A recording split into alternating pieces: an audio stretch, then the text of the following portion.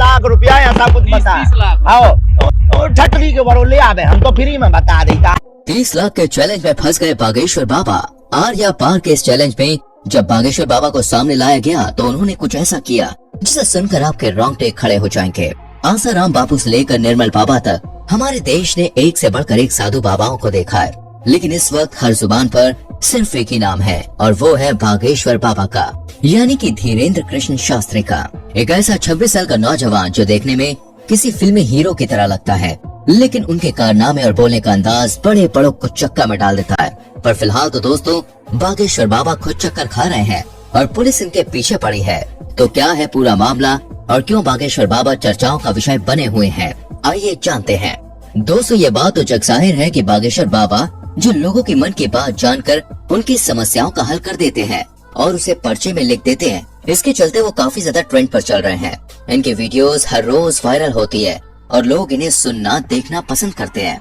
लेकिन वो कहते हैं ना, मीठा ज्यादा हो तो चींटियां लगने ही लगती हैं, और ऐसा ही कुछ हाल बागेश्वर बाबा के साथ भी है। तभी तो अलग अलग क्षेत्रों से लोग इन्हें बदनाम करने के लिए सामने आ रहे हैं कि क्या ये बाबा लोग वास्तविक हैं? कुछ इन्हें खुला चैलेंज कर रहे हैं तो कुछ इनकी विद्या पर शक कर रहे हैं, फर्जी हैं, धोखेबाज हैं। अभी एक टीवी शो के दौरान माइंड रीड करने वाली सुहानी ने कहा कि धीरेन्द्र शास्त्री अगर हमारी तरह दिमाग पढ़ते हैं तो इसमें कोई बुराई नहीं है, लेकिन इस कला को भगवान की कृपा कहकर लोगों के बीच अंधविश्वास फैलाना ये बहुत गलत है। और बात यहीं पे खत्म नहीं होती है। महाराष्ट्र में अपने एक कार्यक्रम के दौरान जब धीरेन्द्र शास्त्री नागपुर पहुंचे तो वहां की कमेटी ने इनके ऊपर अंधविश्वास फैलाने का आरोप लगाया और खुलेआम ये चैलेंज किया कि आप जो जादू और चमत्कार लोगों के सामने अपने धाम में दिखाते हैं वही चमत्कार आप हमारे सामने दिखाइए। अगर आप सही हुए तो आपको हम 30 लाख रुपए देंगे। अच्छा, लेकिन कमेटी वालों का कहना है कि धीरेन्द्र शास्त्री इस चैलेंज से इतना ज्यादा डर गए हैं कि वो वापस लौट गए। इसके बाद महाराष्ट्र की उस कमेटी के श्याम मानव ने धीरेन्द्र शास्त्री के खिलाफ पुलिस कार्रवाई की मांग की। धीरेन्द्र कृष्ण महाराज कंप्लेंट दी थी एसीपी नागपुर के और कहा कि पुलिस अगर कार्रवाई नहीं करेगी तो वो लोग आंदोलन करेंगे, क्योंकि महाराष्ट्र के कानून में अंधविश्वास फैलाना बहुत ही बड़ा जुर्म माना जाता है, जिसके तहत धीरेन्द्र शास्त्री को गिरफ्तार किया जाना चाहिए। धीरे धीरे महाराष्ट्र के नागपुर से निकली ये बात पूरे भारत में फैल गई, जिसके बारे में कई सारे लोग धीरेन्द्र शास्त्री से सवाल जवाब करने लगे, जिसके जवाब में बागेश्वर धाम सरकार ने कहा है कि हम बीच में कथा छोड़कर भागे ये बोलना बंद कर दें। हमारी कथा 7 दिन तक की ही थी, कि डेट घोषित कर दी थी कि हम केवल 7 दिन की कथा करेंगे। लेकिन लोग विश्वास क्यों करेंगे? भारत में साधु महात्माओं की इज्जत का ऐसा फालूदा हुआ है कि चाहकर भी धीरेन्द्र शास्त्री पर विश्वास नहीं कर पा रहा था कोई। बड़ी बड़ी मीडिया कंपनी लगातार उनके चमत्कारों पर सवाल उठा रही थी और इन्हीं सारी चीजों से तंग आकर एक दिन बागेश्वर धाम सरकार ने सभी को अपने दरबार में बुलाया और कहा कि मैं नहीं बताऊंगा कि किसकी अर्जी लगी है, स्वयं छट जाइए, देखो इसमें विरोध होगा नहीं तो ये कहेंगे तुझी किससे सेटिंग है। आप लोग खुद अपने लोगों को खड़ा करिएगा और मैं उनकी परेशानियां और उनके मन की बात पहले से ही कागज पर लिख दूंगा और आप जिसको बहन जी लेकर आएंगे उसी का पर्चा ये निकलेगा। और जब ये चीज हुई तो हर कोई देखता रह गया। आपने अपनी समस्या बताई थी क्या? अपना नाम बताया था क्या?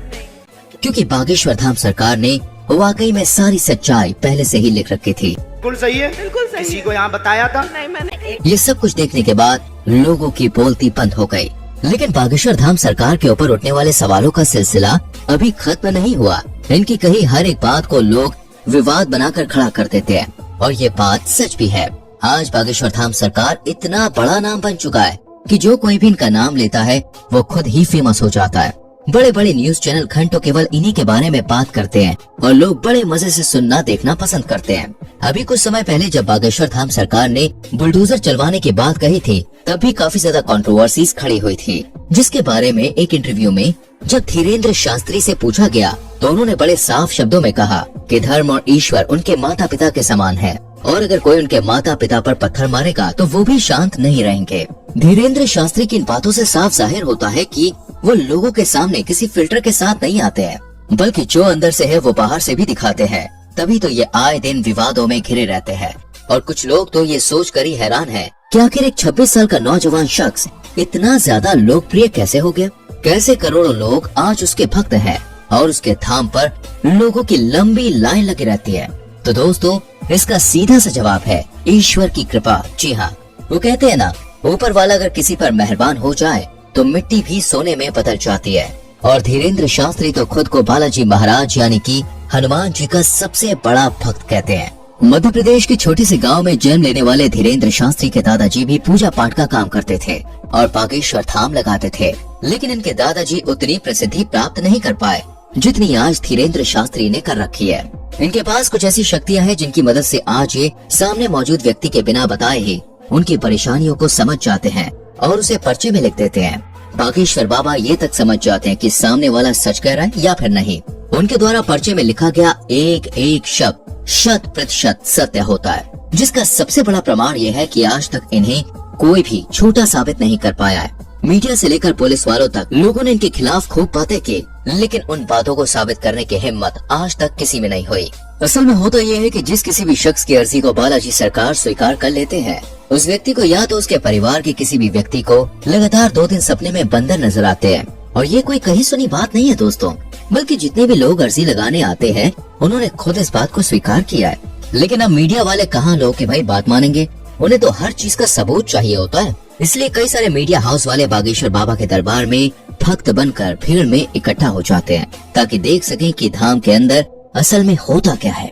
लेकिन चमत्कार देखिए, जब मीडिया वाले दरबार में आए तब बाबा उन्हें पहचान लेते हैं और उनकी पोल सभी के सामने खोल कर रख देते हैं।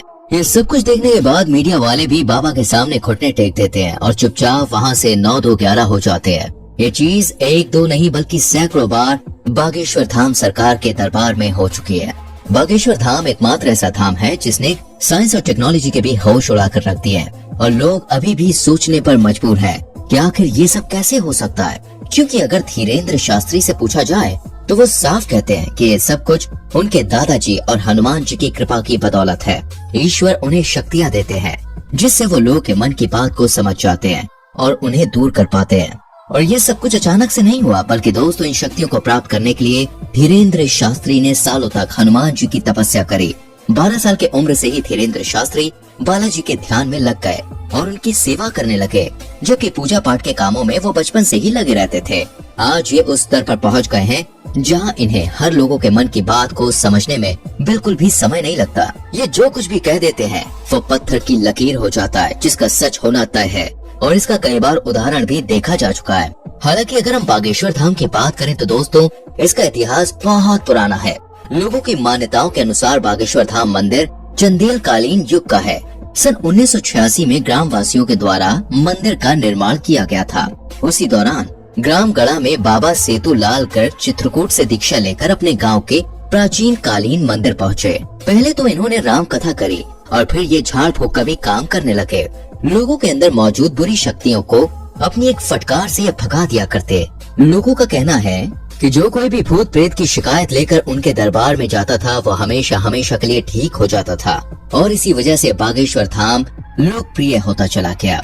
और आज बागेश्वर धाम के प्रमुख कथावाचक धीरेन्द्र कृष्णकर, जो बहुत लंबे समय से झाड़ फूक कथाएं कर रहे हैं, अब सोशल मीडिया के दौर में इनकी लोकप्रियता बहुत बढ़ रही है।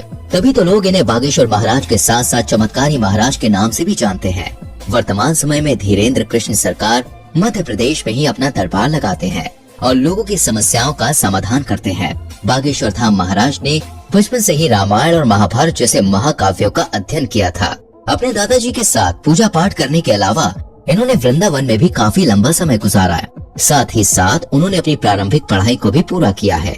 इनका कथा बोलने का अंदाज काफी ज्यादा निराला है, जिसे सुनकर लोगों की आंखों से आंसू निकल आते हैं। लेकिन हर मंगलवार को लगने वाला दिव्य दरबार सबसे ज्यादा प्रसिद्ध है। बाकी आपका इनके बारे में क्या विचार है, कमेंट में हमें जरूर बताएं। इस तरह की वीडियोस लगातार देखते रहने के लिए चैनल को सब्सक्राइब करके बेल आइकॉन प्रेस करें, जिससे आने वाली वीडियोस आपसे मिस ना हो। मिलते हैं अगली वीडियो में, अपना ख्याल रखें।